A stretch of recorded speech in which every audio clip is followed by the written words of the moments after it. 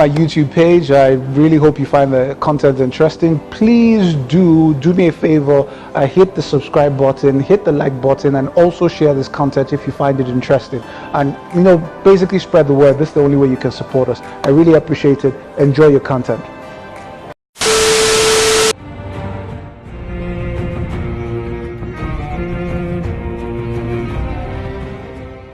All right, so Chief Vegas, you're still with us on the Money Business and Economy Show right here on 99.3 Nigeria Info. We're going to Policy Thursday. Dr. Ola Brown is still with us in the studio, and Dr. Ola Brown Orekunri is still with us in the studio, and we also have Mr. Rotimi Sankore, policy and developmental expert and journalist, also with us in the studio.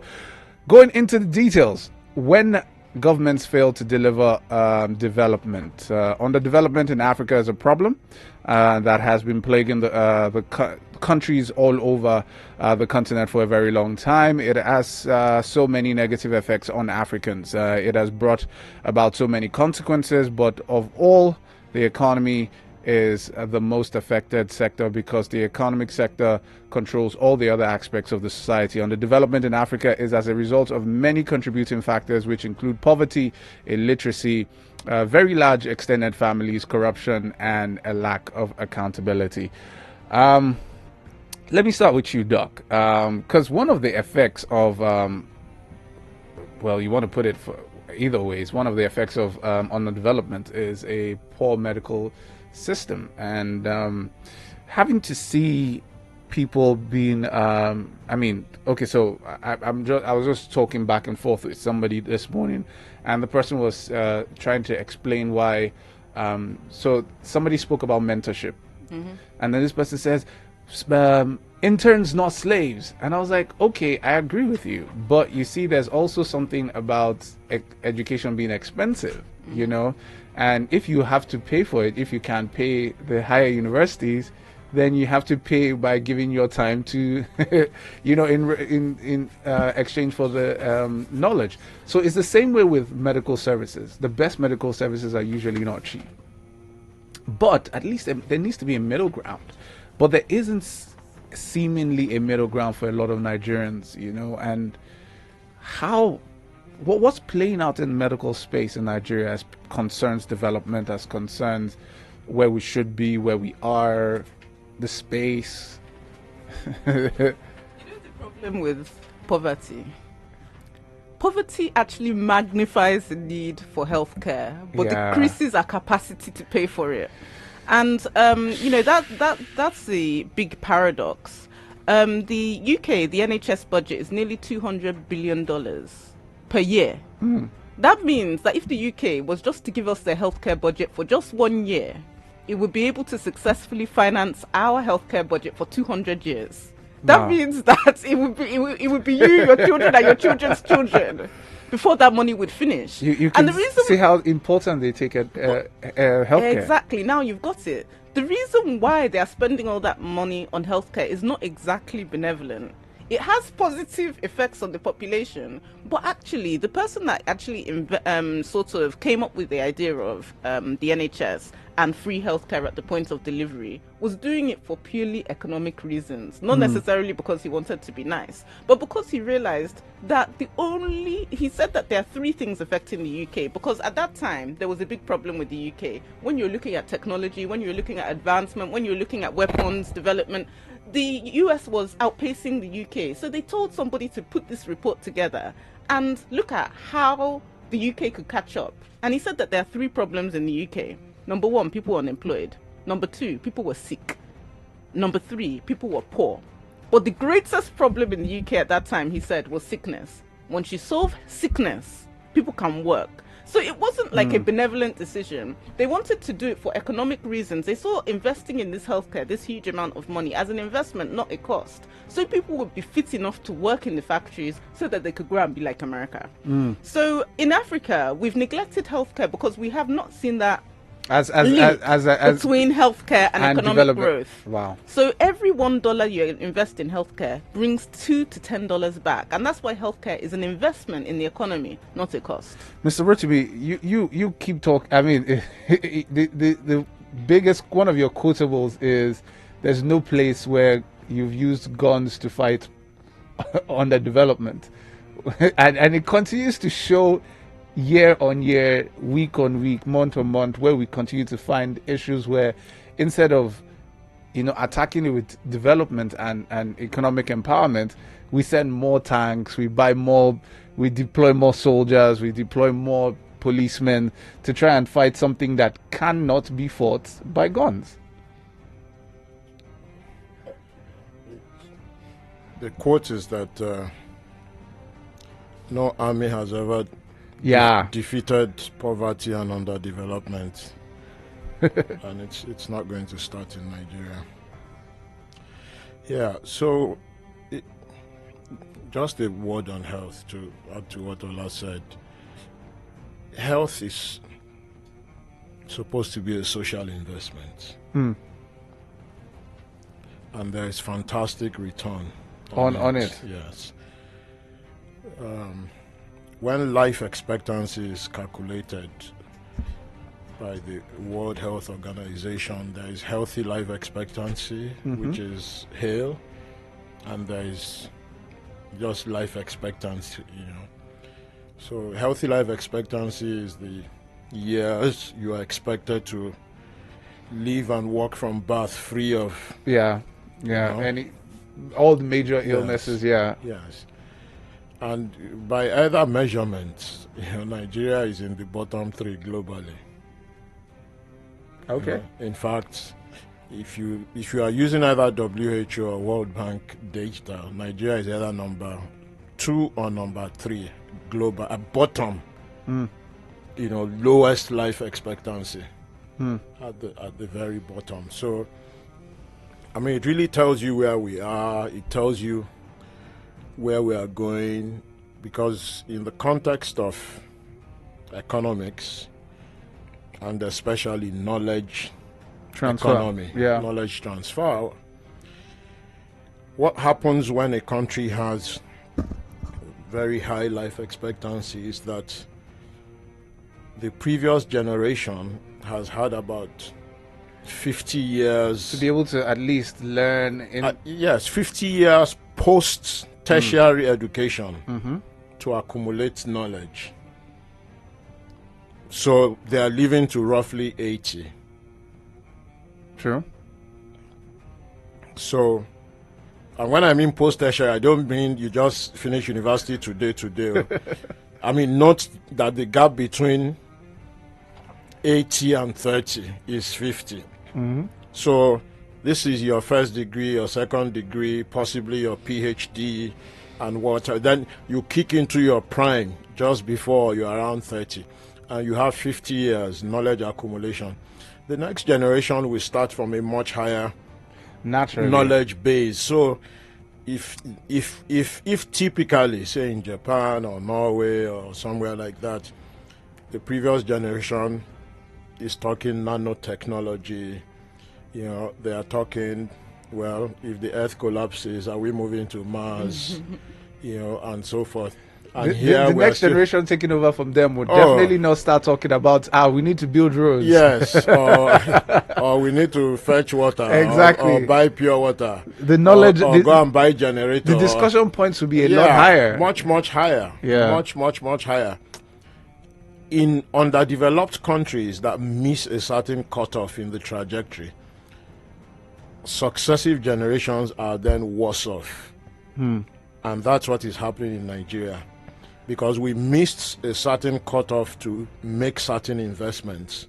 And it includes health, it includes water, it includes electricity, it includes power supply. So now the demographics is outstripping the capacity of the governments to keep up. And not only they don't recognize it, they are not making serious efforts to try and catch up. Yeah, so just like what Dr. Ola said. So they assume, you need to invest more money in soldiers to go and fight insurgents.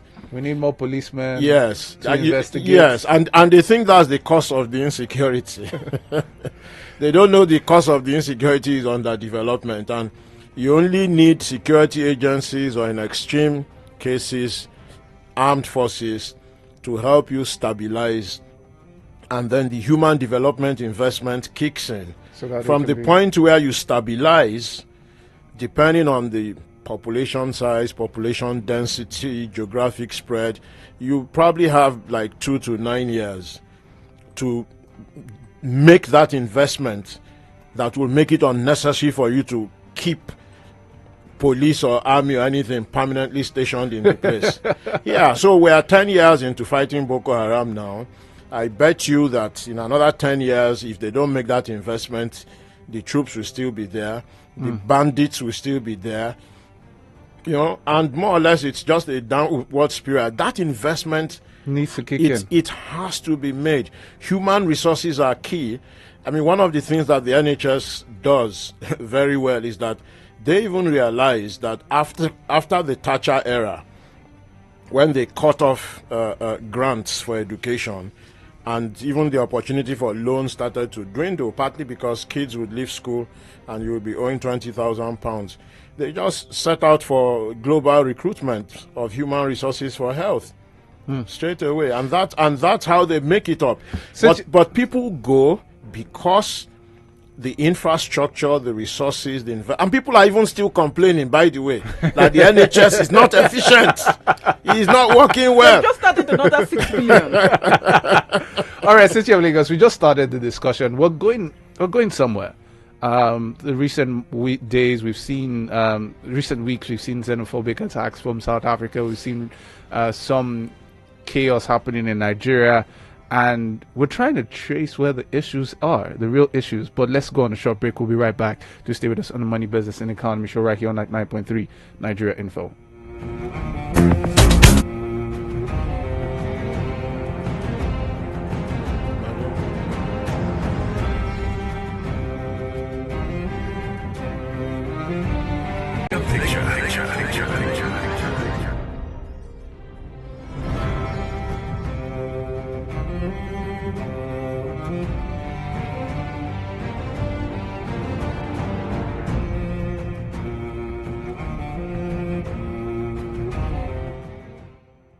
All right, City of Lagos, you're still with us on the Money, Business and Economy show right here on 99.3 Nigeria Info. I have Mr. Rotimi Sankara with us in the studio, policy and developmental expert and journalist. I also have Dr. Ola Brown Orekunri, Flying Doctors, Niger Flying Doctors, still with us in the studio. So we have laid a bit of a, I would say, background to course on the development and what of course it does create. So I was looking at some of the effects of top 3 effects of extreme poverty, and you know, there was the consensus is poor health, which the top 3 health issues, especially with Africa, is malaria, tuberculosis, and HIV/AIDS. Crime. Yes, we can't we can't but see that. If in fact here it says there's an old adage. It says if a man doesn't work, he doesn't eat. That's not the case for a large number of people living in poverty. They must find some way to eat. And of course, the last one is lack of education, which of course keeps poverty in a perpetual loop. So if you do not get educated, you do not have a job, and you're not able to, you know, drag your family out of poverty, and then the next generation goes into the same cycle, and then the poverty continues to become more and more entrenched. But moving away from that, and we're going into the issues of xenophobia. Yeah, City of Lagos, I want us to try and pay attention here a bit. So xenophobia itself is the fear or hatred of that which is perceived to be foreign or strange. Xenophobia can involve perceptions of an in-group towards an out-group, and can manifest itself in suspicion of the activities of others and a desire to eliminate their presence to secure a presumed purity, and may relate to a fear of losing national, ethnic, or racial identity. I think one of the oldest, at least, of modern society forms of xenophobia we've seen is probably, maybe to an extreme case, Hitler. You know, because there was a time where it was a case of there needs to be some sort of pure race, you know, they want to contaminate us, you know, and then there was a pushback here and forth. But because we need to points to the fact that, But first of all, it's not still economically driven. exactly. It's always economically driven, and because every time it's always postured as they hate us, it's against us. Oh, they're trying to take over this from us. Oh, they're trying to do this from us, and time and time again, people fall for this same, rhetoric. Well, and you think it's happened long enough for us to see this. How come we've not seen it, Doc? Why do you think so? So like you said, xenophobia isn't a new thing. Nazi Germany was all about trying to purify the European race, and everybody should be blonde or blue-eyed. If they can't conform to that, then they should die. That was what they were basically saying. And they were going around Europe, capturing countries and killing people, and just saying everybody should be at one standard. And even if you look at the peaceful countries, like the Nordic countries, everybody loves Finland, now. Norway now. But then they were going to Britain to go and kill people, going to take people's land. At that time, they were going to rape and pillage. That was their thing. They were called pillagers. The Vikings have that reputation as they were just going, they would just land and just start killing everybody. So these things are not new. But what is particularly sad about Africa is that we're not doing it in the 18th or 17th century. We're doing it in 2019, when there's no time to waste. We have the highest number of poor people of any continent in the world. Africa is the capital of extreme poverty. We have the educational tools, we have the internet, we have things that can tell us that our priority should not be other Africans. The entire economy of Africa that we're even fighting over is smaller than the economy of California. Do you know the population of California? It's about 40 million people. Wow. There are over 1 billion people in Africa. Wow. So the size of the economy, we've not even grown it to the stage of one American state, and we're busy fighting. That's why I think that the African Free Trade Agreement is so important, because we need a sense of unity in Africa. Our problem right now is that we're going to be left behind yet again for the fourth industrial revolution, and we cannot continue. Have we done the third? The fourth industrial revolution is about Internet of Things. It's about AI. No, I mean, have we done the third? We haven't, exactly. Because if we've not done the third, how will we? So I really think that, perhaps because of underdevelopment, perhaps because of lack of economic development, Africans have been unable to see the bigger picture that we have as a continent fallen behind, and the only way that we can pursue this economic growth is together. Because economic development is also about negotiating power. You see, always about power, yes, really. You know how Trump is now saying, look, China, Mexico, he's negotiating from a point of strength. Yeah, true. Nigeria on its own cannot negotiate from a point of strength. The economy is not big enough. Rwanda alone cannot negotiate from a point of strength. They're not big enough. Malawi, even the whole of East Africa is not up to the economy of New York. You cannot go to America as one African country and start negotiating for trade or start negotiating for deals. We have to do this You're not together. up to a small town. So what are you talking about? The only way that Africa can have a seat at the global table is to negotiate as one continent. So I think we've kind of lost sight of the big picture, and it's because of these reasons. It's because of lack of education, it's because of underdevelopment that we don't actually see the big picture, that we need to act as one and put aside some of those differences for the good of the millions of people across Africa that are living in poverty and need to be lifted out of it. Mr. Rotimi, I saw something, and I'll read this paragraph to you. In 1983, when Shehu Shagari was president of Nigeria, an executive order was given to immigrants without proper immigration documents to leave the country or would be arrested according to the law. Most of the immigrants were West Africans and mainly Ghanaians. Over 2 million men, women, children were affected. Incidentally, in 1969, Ghana also expelled Nigerians from its country. In 1969, Ghana enacted the Aliens Compliance Order, in which hundreds of thousands of immigrants, most of which were Nigerian, were forcefully expelled from the country. I mean, the story here goes on and on, talking about immigrants to Republic of Benin, being chased out of Ghana. This, of course, City of Lagos, this 1983 incident is the infamous Ghana Must Go situation, where Ghanaians who were traders in Nigeria were forcefully expelled from the country. And I'll say we, because it was Nigerians, were ransacking their shops and their belongings, and most of them could only leave with the bag, which is now infamously called. You are putting it very politely. The Ghanaians that were being chased out of Nigeria were robbed by Nigerians. Their property was looted. I mean, essentially what's happening to Nigerians in South Africa. And I talked about this earlier in the week, and someone was talking to me after the program and said, we know history is good, and we know that those of you that know history like to talk about it, but not now. Nigerians are suffering in South Africa. And I said, hang on.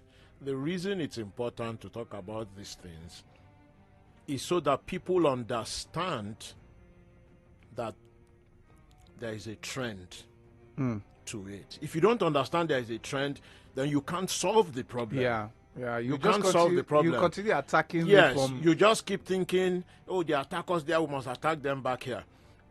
People need to understand that xenophobia doesn't just emerge spontaneously. Like that South African High Commissioner said, it's not spontaneous. It is some people that direct it. And when they are directing it, they're exploiting an economic situation. So South Africa now is arguably the most unequal country in the world. The gap in wealth, in education, is really huge. Between the people that have nothing and the people that have a lot is one of the widest. Whites in America will be a minority by 2050. They can see what it means for them politically and economically. So Trump is using it as a wedge issue to be able to mobilize the base and hold on to power. So and holding on to power means holding on to the wealth. Naturally. How do we fix this though? Because Africa needs to unite. Africa needs to get past these little issues, because it's one thing for the educated elites to even understand the issues, and there's another thing for them to pass across the issues. Then what should African governments be doing? The same thing that I did when I was in primary school.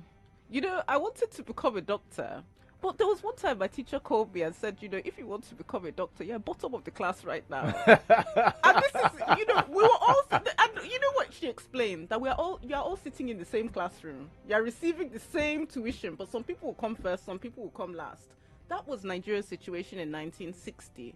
All of us, with the Asian countries, with Thailand, with Singapore, with South Korea, we're all sitting in the same classroom. But somebody came first, probably South Korea, and some people came last. So McKinsey and company actually did a study. They looked at 71 countries that were emerging from 1960 onwards, over the past 30 to 40 years, basically. And they called some the outperformers. Those were the ones that were sitting in the same classroom and managed to do better than the ones that did not perform. Nigeria, of course, was not part of the outperformers. I think we're at the back of the class. They outlined 17 countries that with the same economic situation, the same everything. And you see these situations in life. There's a book called Great by Choice, where they did this analysis of companies in America. Same economic situation, same financial base, same industry, but some people did very well and some people did terribly. So we are the people that have done terribly, but they have studied what the outperformers, the 17 outperformers did, and sort of diluted it into two things. Number one, the outperformers did everything possible to increase productivity. They invested in skills, they invested in education, they invested in health. And number two, they grew big companies. So what they did was they got big companies to a competitive size so that they could export and employ people. Sometimes at zero interest. Yes, and domesticate the market. Japan, South Korea, it was all zero interest. All of these countries did exactly the same thing. This thing has been studied. If you Google the outperformers, so it's no more a secret. Exactly, it's not a secret. So it's not like some people are hearing. When I was in primary school, I had to go and study what the people that came first went to go and do, because I wanted to get into med school and I could not do it from the bottom of the class. And I realized that, okay, I went to go and ask them, so what are you people doing? Because we're sitting in the same classroom and I'm coming last. And they explained to me that these are the things that we're doing. So I started doing these things, and that's how I moved from the bottom of the class to the top of the class. So it's possible for Nigeria to move from the bottom of the class to the top of the class because these things are published and known. So it's But now there are up to us some to start doing nuances. it. There are some nuances, though. When it comes to politics, there are some nuances. As an individual, it's easier. As a company, maybe a bit more complicated, but easier. But as a country, so one of the things that prevented us from doing this is military rule.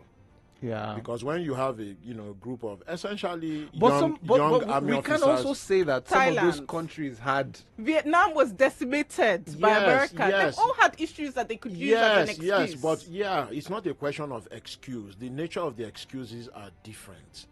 So in Nigeria, we had a group of young army officers that were largely ignorant of governance. So at the time of the oil boom, Gowon essentially squandered the resources to start with.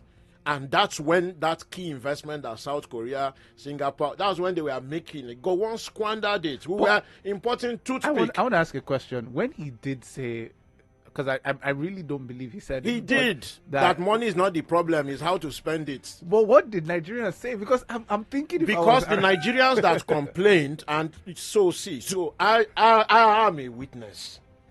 At that time, Nigerians that complained essentially were locked up, dealt with very badly, or chased into exile. We saw it now, even more recently, the Babangida and Abacha and everything. Fela, just for singing, would be regularly beaten up, thrown in jail, accused of being an armed robber, his whole residence razed to the ground. All those things are not play now. So everybody that will stand up and say, guys, we are wasting the money, we need to invest in water, health, education, all those people were beaten to the ground very badly. And after some time, many of them just started leaving the country. Those that stayed to fight, that we grew up to join in the fight, like Gani, like Fela, like Beko, and people like that. Those were just a few. Not everybody has threshold for nonsense, high threshold for nonsense. some people just get up and go. Yeah, you just mess up, they complain, you beat them up, you lock them up. I always refer people to Professor Awojobi of Uni, like one of the best engineers in the world. The guy spent half his life going to court, protesting for facilities in Unilag. Someone that topped his class in engineering, not in Nigeria, abroad. Amazing. They made life miserable for people like that. So, so we can't say that. Look, when I was in uni, there wasn't clean water in uni. We had a VC who was a professor of medicine from college of, like you are a doctor. We asked for clean water and we are rusticated. And I thought this guy is insane. He's insane. When we spoke with his deputy, that one was begging us, it's military regime now. Yeah, he can't allow you to water. All right, City of Lagos, in fact, we're going to run out of time. I want to thank Dr. Ola Brown for being with us in the studio.